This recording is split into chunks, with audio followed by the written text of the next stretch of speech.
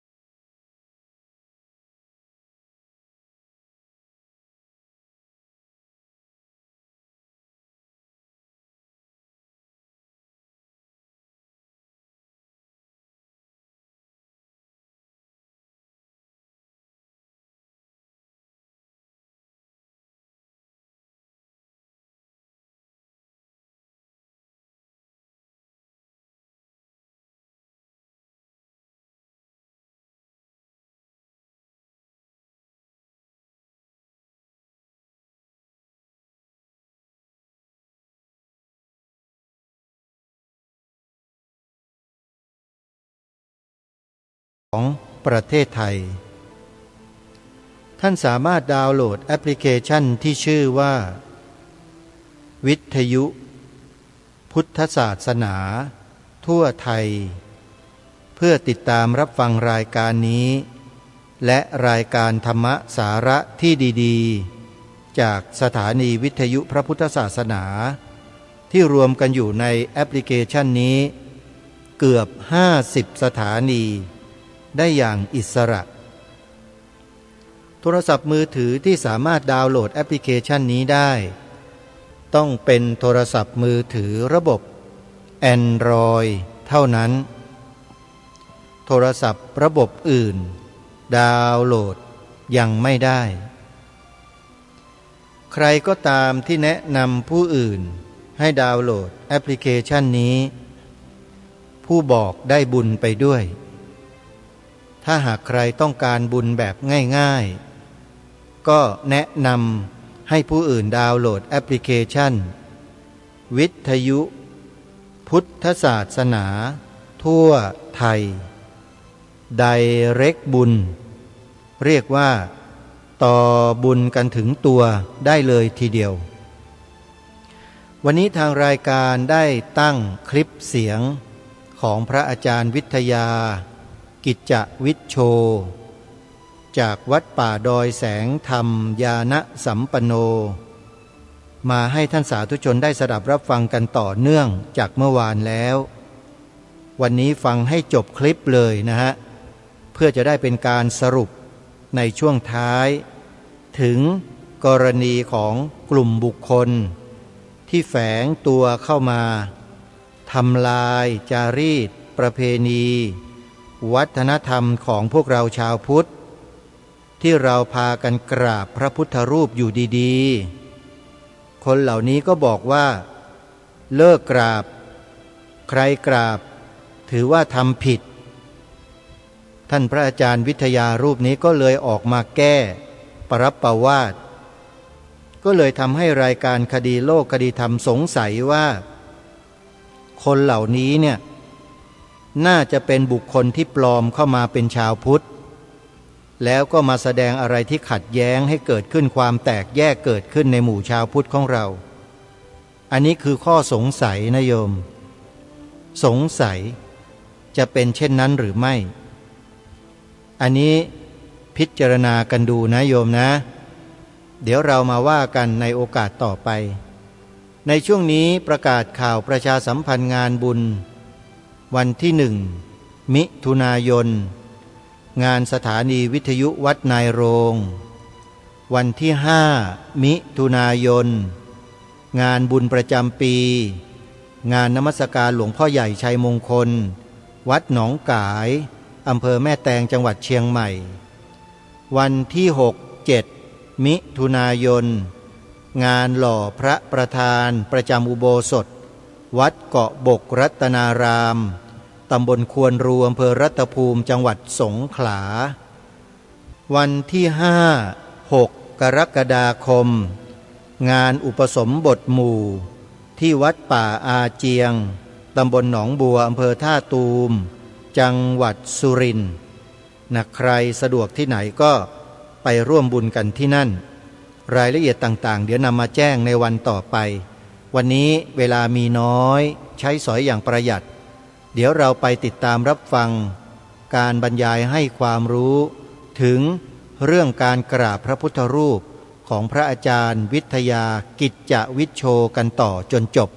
ไปติดตามรับฟังพร้อมๆกันได้ณบัดนี้ร่างกายของตัวเองเนี่ยพิจารณาเข้าไปทำท่านก็สอนอย่าไปยึดถือร่างกายทำไงจะไม่ให้เห็นว่าร่างกายนี้เป็นตัวเราเป็นของเราถ้าเราไม่ยึดร่างกายนี้ได้เนี่ยทุกสิ่งทุกอย่างในโลกนี้ไม่ยึดหมดถ้ายังยึดร่างกายอยู่นะมันก็ยึดหมดทุกสิ่งทุกอย่างมันก็ยึดหมดเพราะฉะนั้นไอ้คนที่มันไม่ได้ปฏิบัติธรรมไม่รู้ธรรมก็พูดสเปะสปะไปเรื่อยนะงั้นเวลาเราฟังเราก็ต้องฟังหูไว้หูว่าไอ้นี่มันมีความปฏิบัติดีปฏิบัติชอบอะไรมีความเพียรแค่ไหนนะสอนให้เขาเข้าถึงพระรัตนตรัยแต่ไม่กราบไหว้พระพุทธรูปบ้าหรือเปล่าตัวเองยังเข้าไม่ถึงพระรัตนตรัยเลยถ้าเข้าถึงพระรัตนตรัยโอ้ยกราบพระพุทธรูปกราบศิโรลาภเพราะเป็นองค์แทนพระรูปพระโฉมของพระพุทธเจ้าจะไปรังเกียจด้วยเรื่องอะไรถ้าเคารพพระพุทธเจ้าแล้วก็มันเคารพถึงเงานู่นนะเดี๋ยวว่าแต่เคารพพระพุทธรูปเคารพถึงเงานู่นน่ะแม้กระทั่งรอยพระบาทก็ยังเคารพเลยทุกสิ่งทุกอย่างที่เป็นเครื่องใช้ไม้สอยของพระเจ้าเคารพหมดพระนนท์นี่ทั้งหมอบทั้งคานทั้งกราบทั้งไหว้เดินผ่านที่นั่งที่นอนอาสนะของพระเจ้าด้วยความนอบน้อมด้วยความเคารพสุดจิตสุดใจเลยไม่เห็นใครเข้ามาตั้งแง่รังเกียจกันมันก็แปลกนะเนี่ยพูดให้เป็นคติให้คิดเอาไอ้คนที่ไปรังเกียจเนี่ยไอ้นี่ตายไปแล้วไม่รู้จะไปแบบไหนนะอย่าคิดว่ามันไม่กราบไหว้แล้วมันไม่ยึดนะมันยึดหมดอะแล้วมันจะกลายเป็นทิฏฐิวิบัติไปอีกยิ่งเป็นพระแล้วยิ่งโอ้โหอเนกอนาถเลยนะเป็นพระนี่ยิ่งอเนกอนาถนะไม่กราบไหว้พระพุทธรูปเนี่ยทำไมไม่คิดบ้างอะว่าครูบาอาจารย์ที่ท่านสำเร็จมรรคผลนิพพานเนี่ยมีองค์ไหนท่านไม่กราบไหว้พระพุทธรูปตั้งแต่หลวงปู่สาวหลวงปู่มั่นหลวงปู่แหวนหลวงปู่ขาวหลวงปู่พรหมหลวงปู่ฟั่นหลวงปู่จวนหลวงปู่หลุยจนถึงพ่อแม่ครูอาจารย์หลวงตาพระมหาบัวยานสัมปันโนโอ้ยกราบพุทธรูปกราบด้วยความเคารพนอบน้อมจริงๆนะศีรษะนี่หน้าผากจะหลดพื้นเนี่ยมือก็แนบกับพื้นหมดนะอัญชลีวันทาอภิวาทกราบอย่างสวยงามไอ้แบบประเภทกราบแบบเอามือตบแปะกับพื้นหัวโผล่ไม่มีไอ้นั่นมันกราบอะไรน่าเกลียดขนาดนั้นเอามือตบแปะหัวก็ไม่ก้มลงกราบพระพุทธพระธรรมพระสงฆ์กราบพระรัตนตรัยพวกเราชาวพุทธก็กราบให้มันถูกนะองค์ห้านะฝ่ามือสองเข่าสองหน้าผากหนึ่งให้มันลงสัมผัสพื้นจริงๆนี่เรากราบด้วยความเคารพนอบน้อมในพระรัตนตรัยจริงๆเพราะถือว่าพระรัตนตรัยนี่เป็นสิ่งเดียวที่จะช่วยให้เราพ้นทุกข์ได้แล้วก็มีทั้งรูปขันธ์นามขันธ์กับพระจิตบริสุทธิ์ของพระพุทธเจ้าประกอบอยู่ด้วยกันเว้นไว้แต่เมื่อใดท่านดับขันธ์แท้ปรินิพพานไปแล้วเนี่ยเรียกว่าดับขันธ์คือขันธ์ท่านไม่เหลือแล้วก็เหลือแต่พระจิตบริสุทธิ์เท่านั้นอันนั้นก็ไม่มีอะไรที่ต้องมากราบมาไหว้กันอีกนั่นหมายว่าท่านเข้าถึงนิพพานแล้วก็ไม่มีอะไรต้องมากราบมาไหว้กันอีกพระ ระอรหันต์กี่ร้อยกี่ล้านพระองค์ก็เข้าถึงนิพพานแล้วเป็นอันเดียวกันหมดเลยพระจิตบริสุทธิ์นี่เหมือนกันนะจะต่างกันก็ที่ว่าเวลาที่ยังครองสมมุติอยู่เนี่ยต่างกันจิตดวงนี้อยู่ในร่างนี้เป็นพระพุทธเจ้าอยู่ในร่างนี้เป็นอัครสาวกอยู่ในร่างนี้เป็นพุทธอุปถากแล้วก็มีสมมติซ้ำๆเข้าไปอันนั้นเป็นอัครสาวกขวาชื่อพระสารีบุตรอันนี้สักการะสาวกซ้ายชื่อพระโมคคัลลาอันนี้เป็นพุทธอุปถากชื่อพระอานนท์อันนี้ล้วนแต่เป็นสมมุติที่สมมุติลงไปในรูปขันธ์เพราะฉะนั้นพอธาตุขันธ์ของท่านสลายไปแล้วเนี่ยทำไมสร้างพุทธรูปมาเพื่อเป็นองค์แทนรูปขันธ์ของท่านเนี่ยมันเดือดร้อนอะไรนักหนาเหรอเดือดร้อนเนี่ยเขาจะกราบจะไหว้เพื่อแสดงความเคารพในพระสัมมาสัมพุทธเจ้ามันเดือดร้อนอะไรนักหนาเหรอมันถึงต้องไปพูดจะให้เขาอย่ากราบอย่าไหว้มันเป็นบ้าหรือเปล่าตัวเองเป็นบ้าแล้วจะพลอยไปทำให้คนอื่นเป็นบ้าไปด้วยนะจะกราบไหว้หรือไม่กราบไหว้มันก็ยึดอยู่แล้วคนมีกิเลสมันต้องยึดนะรูปขันธ์เนี่ยก็ลองดูสิว่ามันจะไม่ยึดเหรอก็รู้เห็นอยู่กันอยู่อย่างนี้เนี่ยอย่างคำบริกรรมพุทโธเมนะโถธัมโมเมนะโถสังโฆเมนะโถแล้วไปบอกว่าเป็นพระรัตนตรัยอันนี้มันก็ผิดพระรัตนตรัยคือพระพุทธพระธรรมพระสงฆ์ก็คือพุทโธธัมโมสังโฆถ้าว่าอย่างสั้นถ้าอย่างยาวก็อย่างที่บอกอิติปิโสภควาอะระหังสัมมาสัมพุทโธแล้วก็นี่บทพุทธคุณนะสวากขาโตสุปฏิปันโนปธรรมคุณสังฆคุณให้มีความเชื่ออย่างฝังแน่นนะถ้าเชื่ออย่างฝังแน่นก็คือหมายว่าดำเนินตามพระสังฆคุณก็ข้าพระสงฆ์เราก็เอาศีลสมาธิปัญญามาปฏิบัติเพื่อเราจะได้เข้าถึงความเป็นพระโสดาบันพระสกทาคามีพระอนาคามีพระอรหันต์แล้วถ้าเราบวชเป็นพระก็เราก็เรียกว่าเราเป็นสมมุติสงฆ์พร้อมกับเป็นอริยสงฆ์ด้วยแต่ถ้าเป็นฆราวาสก็เป็นแค่อริยบุคคลยังไม่ใช่พระสงฆ์จะเป็นพระสงฆ์ได้ก็ต้องหมายว่าต้องบวชโดยถูกต้องตามพระบรมพุทธานุญาตคือผ่านการบวชด้วยยัตติจตุตถกรรมวาจาในสมัยปัจจุบันนี้สำหรับนี้เถรวาทของเราที่อื่นเราก็ไม่รู้เพราะฉะนั้นให้เข้าใจว่าสมมุติสงฆ์ก็มีสองอย่างสมมุติสงฆ์ที่เป็นปุถุชนกับสมมุติสงฆ์ที่เป็นพระอริยบุคคลนั้นจะไปเอาแต่พระอริยบุคคลโดยไม่เอาสมมุติสงฆ์ไม่ได้มันอยู่ด้วยกันแล้วถ้าหากว่าไม่มีสมมุติสงฆ์ที่เป็นปุถุชนแล้วความเป็นอริยบุคคลจะมาจากไหนล่ะพระอริยบุคคลก็ไปจากสมมุติสงฆ์ที่ท่านเป็นปุถุชนนี่แหละท่านปฏิบัติดีปฏิบัติชอบไปเรื่อยๆท่านสามารถกำจัดกิเลสได้โดยบางส่วนก็เป็นโสดากิราคาอนาคาถ้าโดยสิ้นเชิงก็เป็นพระอรหันต์เห็นไหมนั้นเราจะไปบอกว่าเราจะเอาแต่พระอริยบุคคลไม่เอาสมมุติสงฆ์เลยเนี่ยศาสนาถูกทำลายไม่เหลืออันนี้ข้อหนึ่งนะนั้นเราเจอสมมุติสงฆ์ที่ท่านเป็นปุถุชนเราถวายท่านได้ก็ถวายไปเถอะตามกำลังตามความเหมาะความควรเพราะแต่ละองค์ท่านก็มีบุญวาสนาบารมีไม่เท่ากันบางองค์ท่านมีเด่นทั้งลาภสักการะท่านก็ไม่ได้อดได้อยากบางองค์ท่านก็อดอยากทุกข์ยากลำบากอาจจะมีทำผิดบ้างไม่ผิดบ้างทำดีบ้างทำชั่วบ้างถ้ายังไม่ถึงขั้นเป็นประชิกหรือยังไม่ถึงขนาดว่าทำเป็นผิดกฎหมายเป็นโลกวัชชะช่วยท่านได้ก็ช่วยเถอะเพียงแค่ท่านอยู่ในสมณเพศเนี่ยรักษาศีลให้บริสุทธิ์ดำเนินข้อวัดปฏิบัติไปแต่ละวันเนี่ยโอ้มันก็ยาก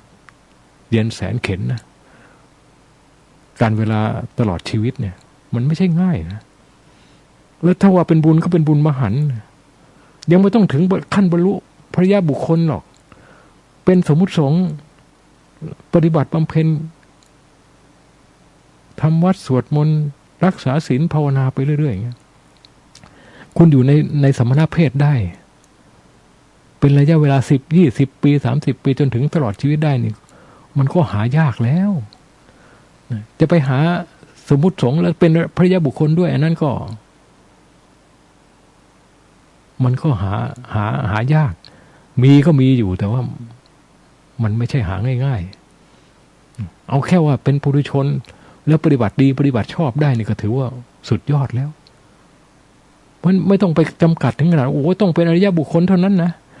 เป็นสมมุติสงฆ์ที่เป็นปุถุชนไม่เอาไม่นับถือไม่เคารพโอ้นี่ประมาทพระสงฆ์ไม่ไปสุคติแน่นอนนะเพราะฉะนั้นอย่าไปคิดอย่างนั้นตราบใดที่ท่านยังไม่ล่วงปาราชิกไม่ทำอะไรที่มันเป็นโลกวัชชะไม่ทำอะไรผิดกฎหมายช่วยท่านได้ก็ช่วยท่านจะทำอะไรผิดบ้างเล็กๆน้อยๆถือว่ามันเล็กๆน้อยๆแหละ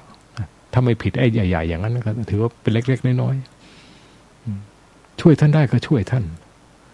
ช่วยกันทนุบำรุงให้ท่านอยู่ในสมณเพศได้นั่นคือหน้าที่ของชาวพุทธนั่นแหละคือการจะลงพระพุทธศาสนาถ้าเราไม่ช่วยกัน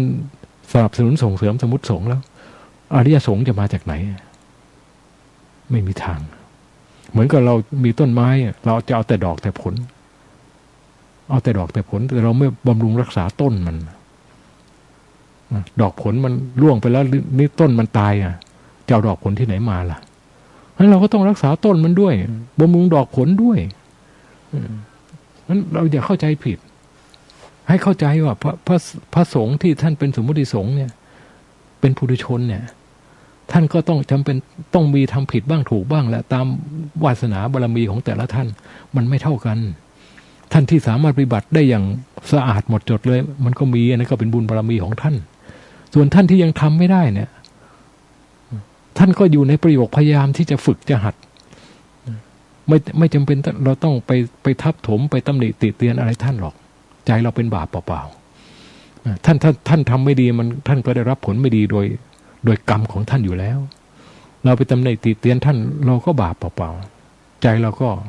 เป็นยังไงสัมมาสังกัปโปพุทธเจ้าสอนไว้นะ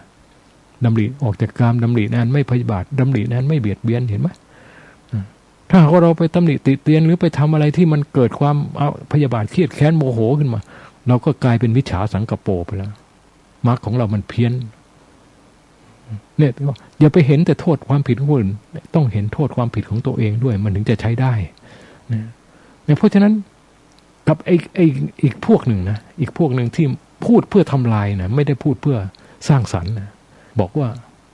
ห้ามไม่เอาเงินไปถวายพระห้ามไม่ให้พระรับเงินรับทองเอาเงินไปถวายพระเป็นบาปไอ้นี่ก็คือพูดเพื่อทำลายศาสนาบิดเบือนคำสอนของพระพุทธเจ้าไอ้บางพระบางองค์อีกเสียมาพูดว่าเอาเงินไปถวายพระบาปพระรับเงินรับทองก็บาปพระมีบัญชีส่วนตัวบัญชีธนาคารส่วนตัวหรือบัญชีวัดก็บาปไอ้นี่ก็พูดเพื่อทำลายศาสนานะมันไม่พูดให้เคลียร์ไม่พูดให้เคลียร์พูดให้คนเข้าใจผิดให้เขาเกลียดพระ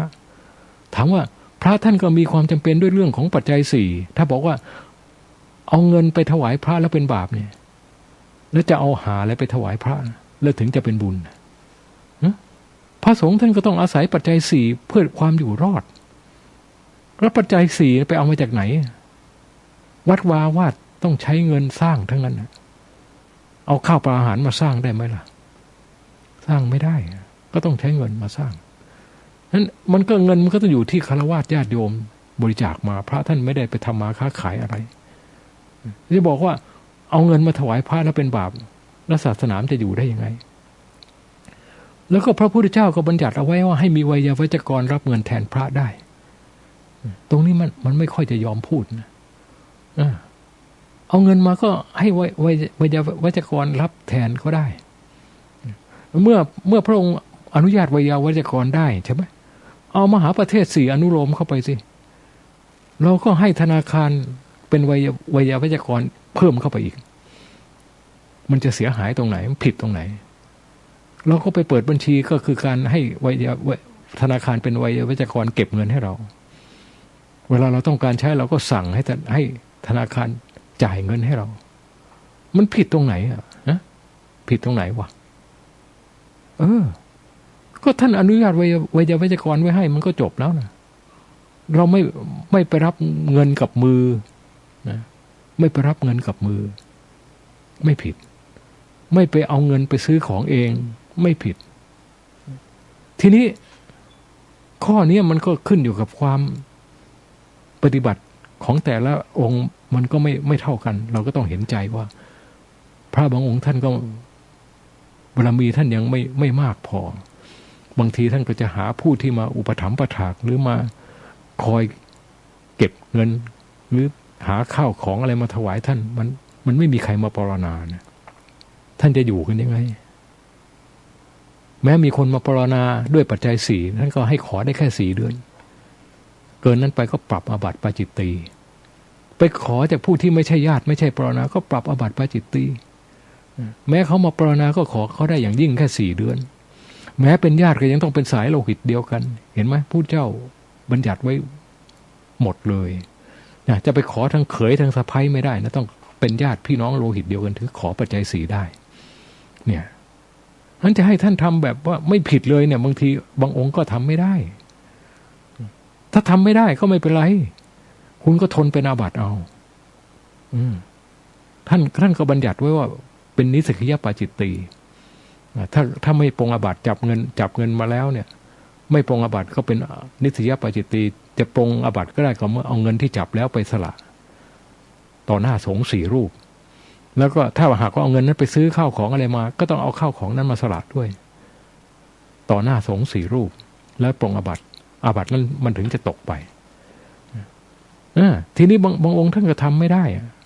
เมื่อทำไม่ได้ก็ยกให้เป็นเรื่องของท่านไปสิท่านก็ทนเป็นอาบัติเอาท่านอาจจะมีความจำเป็นอะไรของท่านก็แล้วแต่เราจะไปเอาความอยากของเราไปเอาความเห็นของเราไปบังคับให้ท่านต้องปฏิบัติตามที่เราต้องการหรือตามพระธรรมวินัยจริงๆก็ท่านทำไม่ได้จะไปซ้ำเติมท่านเพื่ออะไรท่านอยู่ได้ท่านก็อยู่ไปอยู่ไม่ได้เดี๋ยวท่านก็สึกไปเองถ้าท่านไม่แก้อาบัติของท่านอยู่ไปมันภาวนามันไม่ขึ้นภาวนาไม่ขึ้นถ้าเกิดท่านไปทำอาบัติหนักเข้าไปอีกเดี๋ยวถูกเขาจับได้ท่านก็อยู่ไม่ได้เองท่านบอกสัตว์โลกไปตามกรรมใครทำกรรมดีก็ได้รับผลดีใครทำกรรมชั่วก็ได้รับผลชั่วเพราะฉะนั้นไอ้ผู้ที่ท่านปฏิบัติไม่ได้ทำไม่ได้วันหนึ่งท่านก็รับกรรมของท่านเองเราไม่ต้องไปรังจงเกลียดจงชังหรือไปพูดซ้ำเติมด่าว่าให้ใจเราเป็นบาปเปล่าๆมันไม่เกิดประโยชน์พระพุทธเจ้าก็เปิดทางออกไว้ให้วันหนึ่งถ้าหากว่าท่านเกิดสำนึกผิดกับใจท่านก็เอาเงินที่จับแล้วเอาข้าวของที่ซื้อมาด้วยเงินที่จับนั้นไปสละแล้วปรงอาบัติใหม่ท่านก็ปฏิบัติดีปฏิบัติชอบได้ก็สามารถที่จะเจริญทำภาวนาต่อไปได้อยู่ต่อไปได้นี่คือการต่ออายุพระพุทธศาสนานะถ้าบอกว่าโอ้ยถ้าทำไม่ดีนิดนึงต้องจับแม่งศึกไปเลยนะอย่ามาอยู่ให้มันหนักศาสนา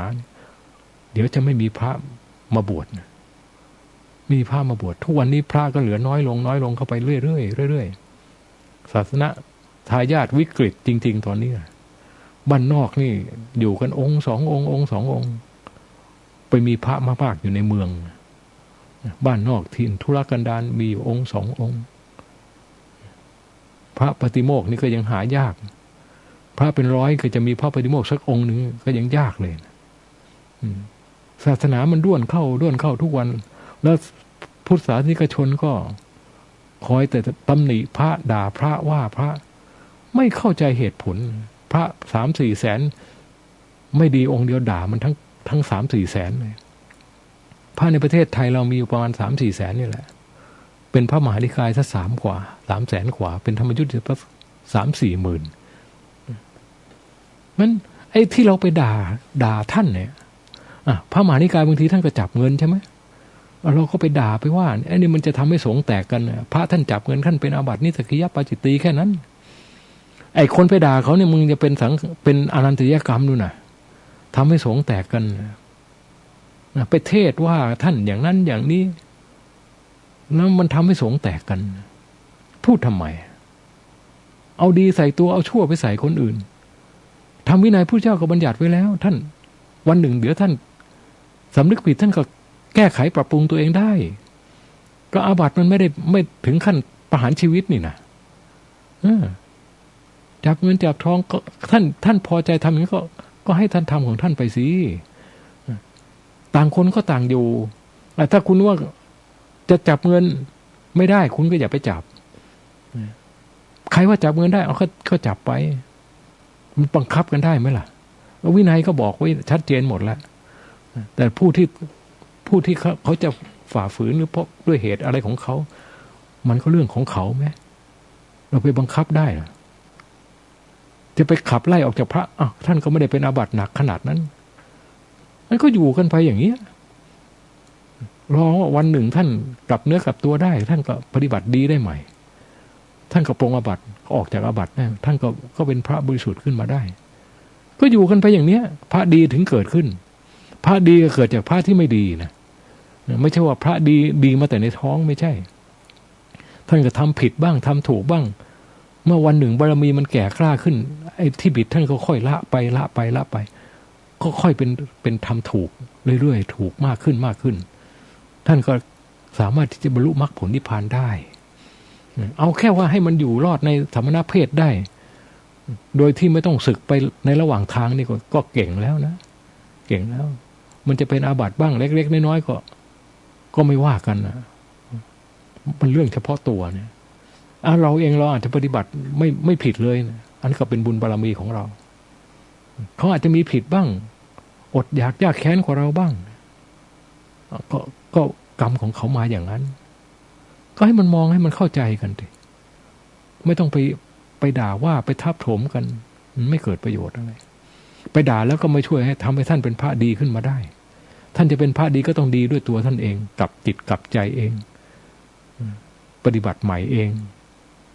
นั้นไม่ใช่หน้าที่ที่เราจะต้องไปตำหนิติเตียนกันขนาดนั้นไปเทศอะไรออกมาถึงขนาดโอ้ยเอาพระที่จับเงินจับทองนี่ไม่มีชิ้นดีเลยไปพูดทำไมแล้วก็ไอ้ประเภทที่มาเขียนใส่หน้าผากตัวเองอีกเหมือนกันพระวัดนี้ไม่รับกฐินไม่รับผ้าป่าไม่รับเงินไม่รับสามณศักดิ์ไม่รู้จะมาเขียนไว้เพื่ออะไรนี่ก็คือกิเลสแท้ๆเลยนะถ้ามึงไม่รับกฐินก็ไม่เป็นไรเก็บไว้ในใจเวลามีคนเข้ามาขอทอดกฐินก็บอกเขาไม่ต้องมาเขียนใส่หน้าผากตัวเองหรอกไม่รับผ้าป่าก็ไม่เป็นไรเก็บไว้ในใจมีคนเขาจะมาถวายผ้าป่าก็ค่อยบอกเขาอย่างนั้นน่ะเป็นธรรมเพราะว่าผ้าป่าก็ดีกฐินก็ดีมันเป็นพุทธานุญาตพุทธเจ้าอนุญาตไว้คุณจะเอาก็ได้ไม่เอาก็ได้ไม่เป็นปัญหาแต่คนที่เขาเอาเขาก็เอาก็ไม่ใช่หน้าที่ที่จะต้องมาเกทับกันนะเหมือนกับถ้าไม่เอานี่โอ้ยเป็นผู้วิเศษหรือไงแล้วก็มาบอกโอ้ยทุกวันนี้เขารับพระกฐินรับผ้าป่าเขาไม่ใช่รับเพื่อเอาผ้านะเขารับเพื่อเอายอดกฐินยอดผ้าป่าเนี่ยก็ไปหาว่าเขาอีกเรื่องกฐินเรื่องผ้าป่าเป็นเรื่องของผ้าทำไมจะให้เขาเอาแต่ผ้ามาถวายใช่ไหมถ้าทุกคนเอาแต่ผ้ามาถวายผ้ากองเท่าภูเขาแล้วพระท่านจะเอาผ้าไปทำอะไรเยอะแยะขนาดนั้นกุฏิต้องซ่อมค่าน้ำค่าไฟค่ารถค่าราค่าอาหารค่าบำรุงสิ่งต่างๆที่จำเป็นต้องใช้ในวัดมันต้องใช้เงินทั้งหมดนั้นญาติโยมเขารู้เขาก็เอาปัจจัยมาถวายมันไม่เห็นมีอะไรที่จะต้องมาพูดจากระแนะกระแหนมาว่ากันเลยก็เขาอยากถวายยังไงก็ให้เขาถวายไปสิเขามีศรัทธาจะถวายก็จะถวายล้านหนึ่ง10 ล้านมันก็เรื่องของเขาไหมไม่ใช่หน้าที่ที่พระองค์ใดองค์หนึ่งจะมาไปพูดว่าเขามันเรื่องทอดผ้าป่าเท่ากฐินเรื่องของผ้าไม่ใช่เอายอดกฐินมาอวดกันมาแข่งกันถ้ามันเป็นความจริงอวดก็ได้ไม่เป็นไรหรอกนะก็ได้เท่าไหร่ก็ประกาศให้มันโปร่งใสไปงบมิบไว้น่ะมันไม่ดีได้เท่าไหร่ก็ประกาศบอกกันให้มันมีตัวเลขตรงกับตัวเงินนั่นคือความโปร่งใสไม่ใช่ว่าเขาอวดอยากอวดทำให้มันโปร่งใสเพราะมันเป็นเงินของมหาชนไม่ใช่เงินของใครคนใดคนหนึ่งมันไม่ต้องไปว่ากันถ้าดีก็ต่างคนต่างทำดีไปสิถ้ามัวแต่ไปเพ่งโทษกันนี่มันทะเลาะกันศาสนามันยิ่งจะเสื่อมลงไปเรื่อยๆแล้วก็ไอ้อย่างที่ทำหนังสืออะไรธรรมนาวาวังออกมาเนี่ยมีข้อผิดพลาดเยอะแยะไปหมดคุณไม่กราบไหว้พุทธรูปอย่างเดียวนี่ก็มิจฉาทิฏฐิขึ้นสมองแล้ว แล้วไปสอนเรื่องอริยสัจอะไรก็ตามไม่เห็นสอนพูดถึงความเพียรในการสู้ทุกข์เลยความเพียรในการสู้ทุกข์ก็สู้ทุกข์แต่เฉพาะไอ้ที่มันเป็นทุกข์ปลอมๆที่มันเกิดขึ้นเพราะจิตใจมันเกิดความโลภความโกรธความหลงขึ้นมาแต่ไม่ได้สู้ทุกข์ของจริงที่มันเกิดในร่างกายทุกข์ในร่างกายเนี่ยของจริงไอ้ทุกข์ที่มันเกิดเพราะมันอยากได้รูปเสียงกลิ่นรสอะไรทางภายนอกเนี่ยแล้วมันไม่ได้มันก็เป็นทุกข์ขึ้นมาที่ใจไอ้นี่ทุกข์ของปลอมพอเปลี่ยนเหตุปั๊บมันก็ดับเปลี่ยนเหตุปั๊บมันก็ดับแต่ไอ้ทุกข์ของจริงที่เกิดในกายเนี่ยถ้าเราไม่เปลี่ยนเหตุมันไม่ดับนะก็ลองดูสิสมมุติว่าร่างกายของเรามันเต็มอยู่ด้วยกองทุกข์นะตั้งแต่ 1% ถึง 100% นะเทียบอย่างนี้นะ 1% ถึง 100%ถ้าเปอร์เซ็นต์ที่100หมายว่าจิตมันออกจากร่างนะทุกเปอร์เซ็นต์ที่100เนี่ยจิตออกจากร่างเพราะฉะนั้นก่อนที่จิตมันจะออกจากร่างเนี่ย99%ทุกก่อนจะตายสาหัสแค่ไหนก่อนจะตายมันทุกสาหัสแค่ไหน1 ถึง 99%เพราะฉะนั้นทุก1 ถึง 99%เนี่ยเราต้องรู้มันได้หมดนะนี่เรียกว่ากำหนดรู้ทุกงั้นถ้าคุณไม่เคยสู้ทุกเลยเนี่ยคุณจะกำหนดรู้ทุกอะไรในเมื่อทุกในร่างกายมันมี1 ถึง 99%เนี่ยคุณต้องกำหนดรู้ได้หมดและคุณต้องไม่หวั่นไหวด้วยเจอทุกอย่างนั้นต้องไม่หวั่นไหวจิตต้องสงบได้จิตต้องปล่อยวางทุกได้นี่อริยสัจของจริงคุณเคยนั่งไหม3 ชั่วโมง 4 ชั่วโมง 5 ชั่วโมง 6 ชั่วโมงแล้วทุกข์มันเป็นยังไงแล้วทุกข์ทางกายมันเกิดขนาดนั้นแล้วจิตมันเป็นยังไงจิตมันก็จะเกิดความอยากให้มันไม่มีทุกข์นั่นแหละใครมันก็เป็นอย่างเนี้ยเวลาร่างกายเป็นทุกข์ขึ้นมาจิตมันก็อยากแต่จะให้ไม่เป็นทุกข์นะนั่นแหละคือตัวสมุทัยมรรคคืออะไรมรรคก็คือความมีสติปัญญาที่จะแก้สมุทัยฝืนมันได้ไหมดับมันได้ไหมเนี่ยเห็นตัวกันจะๆเลยไม่ต้องไปพิจารณาอันอื่นนะถ้าคุณพิจารณาอันนี้ได้นะดับได้เนี่ยทุกอื่นมันขี้ประติ๋วทุกทางตาทางหูทางจมูกทางลิ้นทางกายมันยังไม่เจ็บเลยนะร่างกายยังไม่เจ็บเลยมันไม่สะดุ้งสะเทือนหรอกอันนี้ร่างกายเจ็บจะเป็นจะตายเนี่ยนั่งเข้าไปสิ4 ชั่วโมง 5 ชั่วโมง 6 ชั่วโมง 7 8 9 10 11 12เอามันตลอดรุ่งเลยนะพิสูจน์ดูทุกร่างกายมันหนักๆแล้วสติปัญญามันสู้ทุกได้ไหมแล้วมันสู้ได้เพราะเหตุผลอะไรเอาเหตุผลอะไรนี่แหละเป็นมรรคไปดับสมุทัยเนี่ยนี่สู้อริยสัจของจริงมันต้องสู้อย่างนี้ไม่ใช่ไปนั่งกำหนดดูทุกเกิดดับดูทุกเกิดดับสติก็ยังไม่มีปัญญาก็ยังไม่มีไปดูทุกเกิดดับมันจะเห็นกับผีอะไรไปสอนให้ไม่ต้องสวดมนต์ไม่ต้องนั่งสมาธิสวดมนต์ก็ต้องไปสวดเป็นภาษาไทยทั้งที่สวดมนต์นี่เขาสวดเพื่ออะไรเพื่อรักษาสำเนียงเสียงสวดที่เป็นคำตรัสของพระพุทธเจ้าบทสวดมนต์แต่ละบทก็ล้วนแล้วเป็นคำตรัสของพระพุทธเจ้าทั้งนั้นถ้าไม่ใช่คำตรัสพระพุทธเจ้าก็เป็นคำแต่งของสาวกที่เขาแต่งขึ้นมามันก็ด้วยความเจตนาดีทั้งนั้นใน7 ตำนาน12 ตำนานในพระสูตรต่างๆในบทสวดมนต์ฉบับหลวงเอามาใช้ได้หมดอยากสวดบทไหนก็สวดด้วยความเอาเสียงบูชาธรรมของพระพุทธเจ้าสวดเพื่อให้จิตมันจดจ่ออยู่กับบทสวดมนต์จิตมันก็จะได้สงบอย่างน้อยมันก็สงบอยู่กับบทสวดมนต์ไม่คิดฟุ้งซ่านไปหารูปเสียงกลิ่นรสทางภายนอกไม่มีสัญญาอารมณ์เกิดนั่นเป็นปัจจุบันอยู่กับบทสวดมนต์อันนี้ก็เป็นบุญใหญ่แล้วไม่จำเป็นต้องไปสวดแล้วต้องรู้ความหมายไปด้วยถามว่ารู้ความหมายแล้วยังไงกิเลสมันตายเพราะรู้ความหมายกับบทสวดมนต์ไหมไม่รู้ความหมายก็รู้ไปเหมือนนกแก้วนกขุนทองนั่นแหละเพราะสติปัญญามันยังไม่เกิดจิตก็ยังไม่สงบมันจะพิจารณาทุกข์เกิดดับได้มันก็ต้องมีสติปัญญาในระดับหนึ่งจิตมันต้องมีความสงบในระดับหนึ่งมันถึงสู้กันได้เพราะฉะนั้นมันถึงต้องมีการฝึกนั่งสมาธิเข้าไปชั่วโมงนึงได้ไหมสู้ทุกข์ได้ไหมได้เพิ่มเป็น2 ชั่วโมง 3 ชั่วโมงค่อยๆฝึกไปเรื่อยๆสติมันค่อยเกิดอย่างนี้จิตค่อยๆมีความสงบแนบแน่นเข้าไปเรื่อยๆจนกว่าจิตมันจะรวมได้จนกระทั่งจิตมันสามารถรวมลงเหลือสักแต่ว่ารู้ได้รวมบ่อยๆจิตมันถึงจะเป็นสมาธิขึ้น ไม่ใช่สมาธิเกิดขึ้นเพราะมันนั่งดูอารมณ์อยู่นั่งดูอารมณ์หมามันก็ดูเป็นแต่มันไม่รู้ว่ามันเป็นอะไรหรอกมันไม่เห็นอะไรถ้ามันสติมันยังอ่อนอยู่ปัญญามันยังอ่อนอยู่มันไม่เห็นท่านถึงก็ให้ฝึกสมถกรรมฐานเนี่ยพุทธเจ้าสอนเอาไว้เนี่ยสมถกรรมฐานวิปัสสนากรรมฐานสมถกรรมฐานคือฝึกให้จิตมันสงบมาแหละฝึกให้จิตสงบมันไม่ได้มีลวดลายอะไรมากนะให้มีสติจ่ออยู่กับอารมณ์มันเดียวจะเอาพุทโธพุทโธพุทโธอย่างเดียวก็ได้หรือจะเอาลมหายใจเข้าออกก็ได้เอาให้มันได้สักอย่างหนึ่งให้มันจิตมันนิ่งให้มันสงบอยู่กับอารมณ์มันเดียวให้ได้นี่คือหน้าที่ของสมถกรรมฐานเมื่อมีสมถกรรมฐานแล้วจากนั้นถึงจะพิจารณาด้านปัญญาเอาจิตที่มันสงบนะ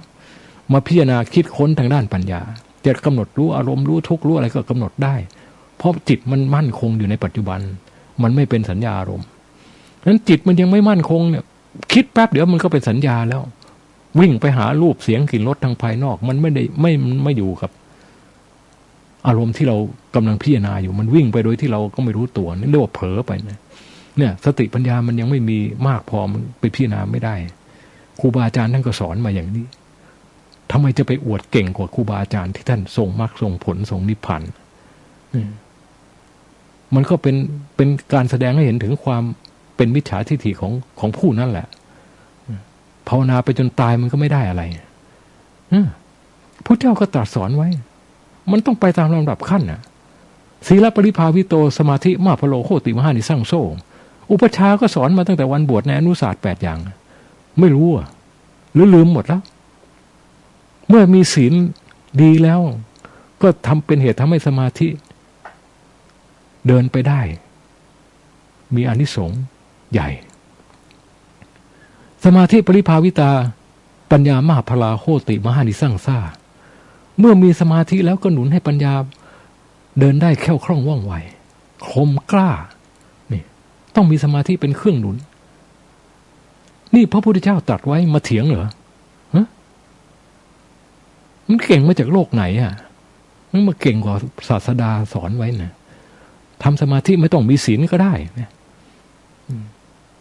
เจริญปัญญาไปเลยไม่ต้องมีสมาธิก็ได้มันเก่งมาจากโลกไหนปัญญาปริภาวิตังจิตตังสมเดวะอาสเวหิวิมุตติเมื่อปัญญาอบรมซักฟอกจิตดีแล้วจิตก็ถึงความบริสุทธิ์ได้ในอนุศาสตร์8อย่างน่ะอุปชาไม่ได้สอนเหรอแล้วมันไปไหนหมดนะมันถึงมาลบล้างหมดเลยนะไม่ต้องสวดมนต์ไม่ต้องนั่งสมาธิอันนี้มันบวชมาเป็นมารศาสนาบวชมาทำลายศาสนาแล้วก็จะมาอุปโลกตัวเองว่าดีอย่างนั้นดีอย่างนี้เอาหนังสือไปแจกเขาโอ้โหแล้วแถมไปดึงเบื้องบนลงมาลงต่ำๆอีกด้วยเนี่ยไอ้นี่ใจกล้ามากนะไปกินดีหมีดีเสือมาจากไหนไปเล่นกับเบื้องสูงเนี่ยอันตรายนะจะบอกให้อันตรายเห็นแล้วก็สังเวชใจเหมือนกันนะถึงวันนี้ก็ถึงได้ออกมาพูดมั่งส่วนว่าจะมีประโยชน์กับใครหรือไม่แล้วเราก็ไม่สนใจหรอกเราพูดความจริงให้ฟังเท่านั้นนะอยากฟังก็ฟังไม่อยากฟังก็ไม่เป็นไรฟังแล้วไม่ชอบใจอยากด่าก็ด่านะไม่ว่าแต่ให้รู้ว่าไอ้คนที่มาด่าเราน่ะแน่ใจว่าด่าแล้วถูกนะถ้าด่าแล้วผิดนี่เดิมพันสูงบอกเลยเพราะสิ่งที่เราพูดเนี่ยถูกหมดไม่ต้องมาค้านกันหรอกเพราะเราพูดตามธรรมวินัยของพระพุทธเจ้าถูกหมดไม่ต้องมาค้านถ้าคุณจะด่าเราด่าเลยแต่ถ้าด่าถูกก็ไม่เป็นปัญหาเรายินดีรับฟังเราจะแก้ไขถ้าเราผิดจริงแก้ไขไม่ดื้อรั้นหรอกแต่ถ้าด่าผิดนี่คุณเดิมพันสูงนะเดิมพันสูงท่านก่อนจะด่าคิดให้ดีซะก่อนอย่าพูดเลื่อยเปื่อยเฉยแฉะไปอย่างที่มาคอมเมนต์อะไรใน TikTok ก็ดีใน Facebook ก็ดีอย่าขนองปากมันเป็นกรรมแล้วก็เป็นผลร้ายกับตัวเองด่าเขาด้วยเรื่องไม่จริงนะด่าในผู้ที่ไม่ประทุษร้ายตอบยิ่งชิบหายเร็วไม่เชื่อก็ลองดูวันนี้ก็พูดแค่เนี้ย รู้สึกว่ามันจะดุเดือดหรือเปล่าก็ไม่รู้เหมือนกันนะแต่ว่าไม่ได้เจตนาร้ายกับใครนะตั้งใจจะพูดเพื่อให้เป็นคติ ให้เป็นเครื่องเชิดชูจันลงพระพุทธศาสนาของเราให้มันไปได้ไกลยิ่งขึ้นไปนะพวกเราต้องช่วยกันชาวพุทธเห็นใครทำไม่ดีก็ตักเตือนกัน ถ้าพระสงฆ์ตักเตือนกันไม่ได้นี่ชิบหายแล้วนะตักเตือนกันได้เห็นใครทำไม่ดีก็ต้องตักเตือนกันได้นะตักเตือนเพื่อให้ดีมันจะเป็นอะไรไปนะเว้นไว้แต่มันเป็นเลวระยำนะมันก็ถึงไม่ฟังอันนั้นก็เรื่องของเขานะก็ขอจบไว้แต่เพียงเท่านี้เลย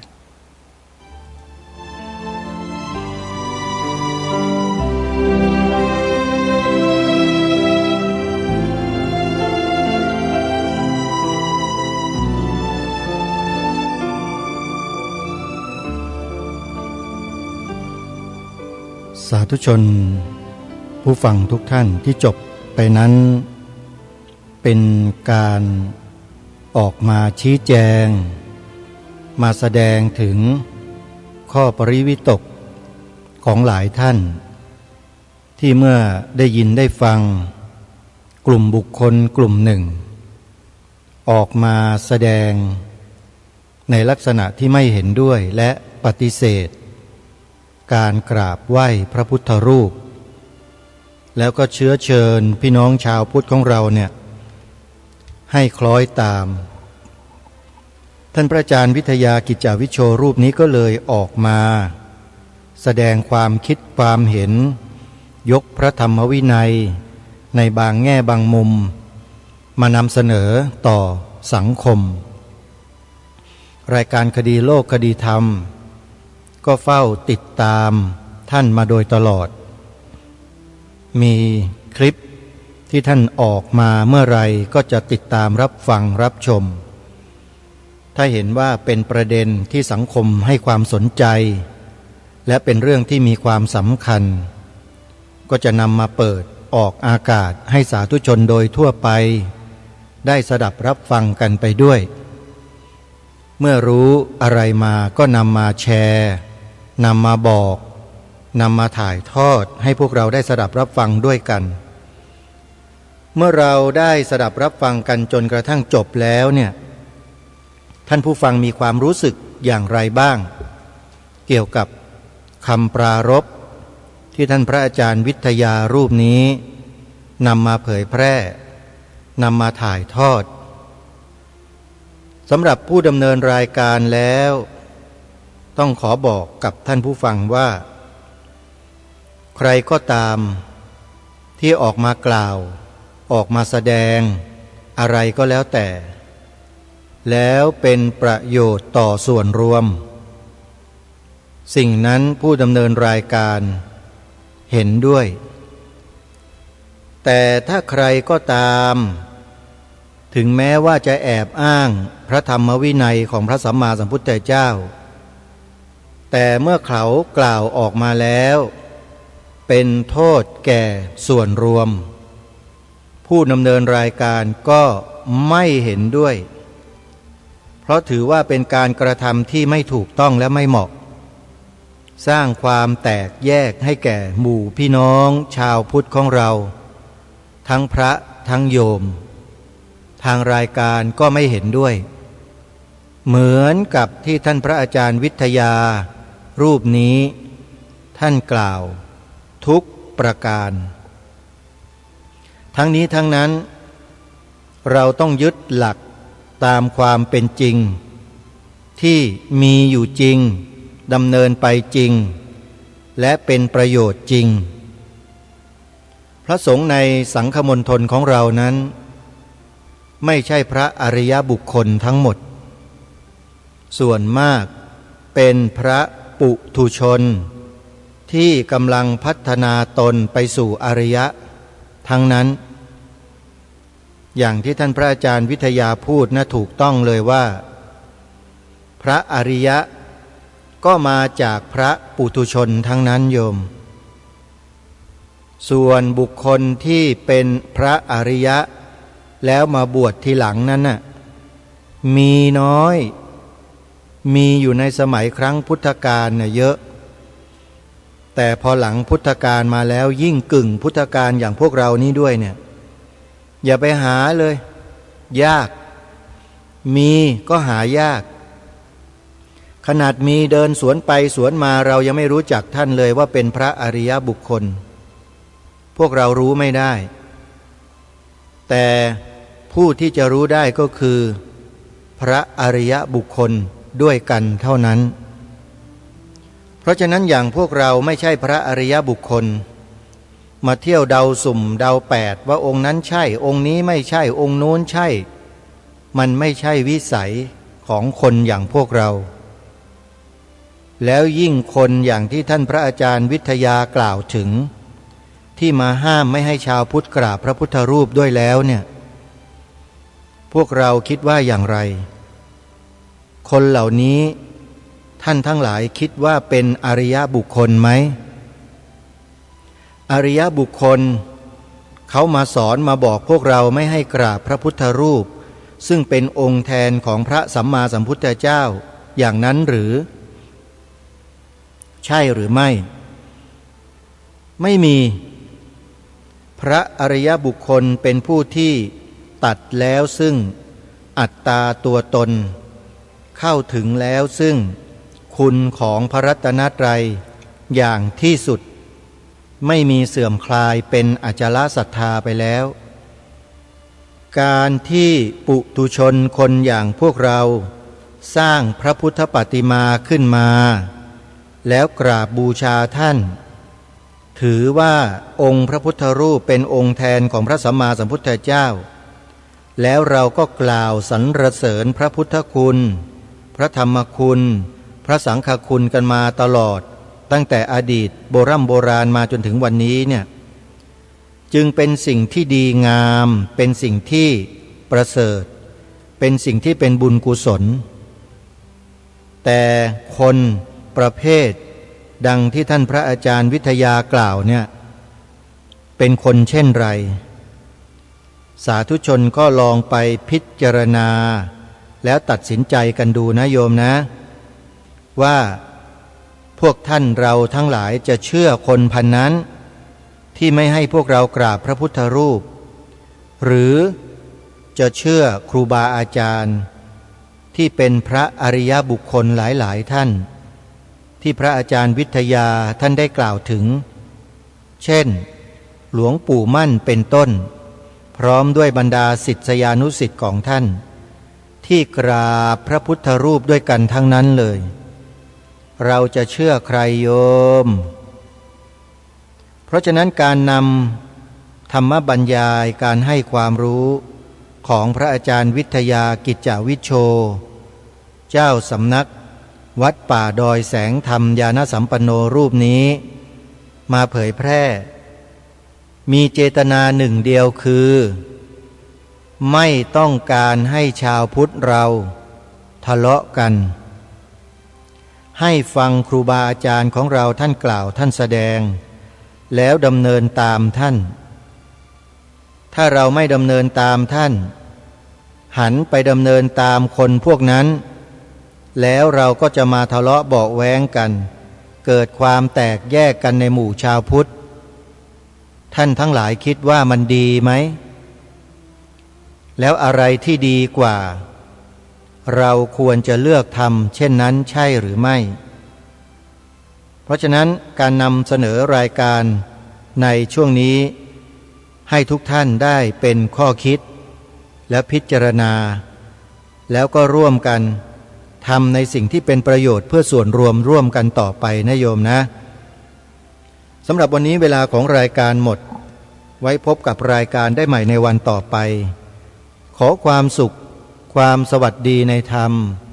แห่งองค์สมเด็จพระบรมศาสดาสัมมาสัมพุทธเจ้าจงปรากฏเกิดมีขึ้นในจิตใจของท่านผู้ฟังทุกท่านทุกคนเทินขอเจริญพรกล้าคิดก็ต้องกล้าทำอย่ากลัวถ้าทำความดี